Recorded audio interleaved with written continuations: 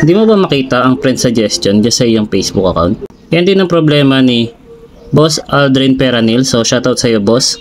Ang tanong niya sa akin, Boss Dens, good day po. Ask ko lang po sana kung bakit po wala yung suggestion friend lang sa akin. Baka matutulungan nyo ko kung paano may kita at may babalik yung suggestion ng FB ko. Okay mga boss, sa mga hindi pa po nakakaalam ng friend suggestion features ng Facebook. Ito po yung features para po mas madali po nating makita or mahanap yung Facebook account ng ating mga kaibigan para po mas madali po natin silang may add. Ngayon mga boss, kung hindi nyo pa po alam kung saan may kita yung friend suggestion, ang kailangan nyo lang pong gawin dyan mga boss ay i-open nyo lang po yung inyong mga Facebook account. At pagkatapos, kapag nandito na po kayo sa inyong Facebook account, ang sunod nyo naman pong gagawin dyan ay pinutin nyo lang po yung menu sa gilid. Ito pong may tatlong guhit. Ngayon mga boss, kapag nandito na kayo sa menu, ang kailangan nyo lang pong hanapin dyan ay ito pong Find Friends. Pero sa ibang Facebook account, ang nakalagay po dyan ay Friends. Ngayon boss, pag nakita nyo na po yung Find Friends o kaya Friends, pinutin nyo lang po yan.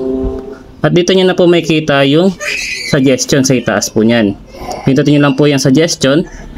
At sa mga Facebook account na yan mga boss, ay meron po kayong makikita nyan sa gilid po nyan na mutual friends or mga Facebook friends nila na Facebook friend nyo po. Kaya yung malaki po yung chance na kakilala nyo rin po yung may-ari ng Facebook account na yon. So sa itong paraan mga boss ay hindi na kayo mahihirapan sa paghahanap ng mga Facebook account ng inyong mga kaibigan. So sana po ay makatulong po sa inyo ang video na ginawa ko. At kung nagustuhan nyo naman po ang video na ito ay isang thumbs up lang at thank you comment ay masaya na ako. Share nyo din po sa iba baka po makatulong. Maraming salamat mga boss.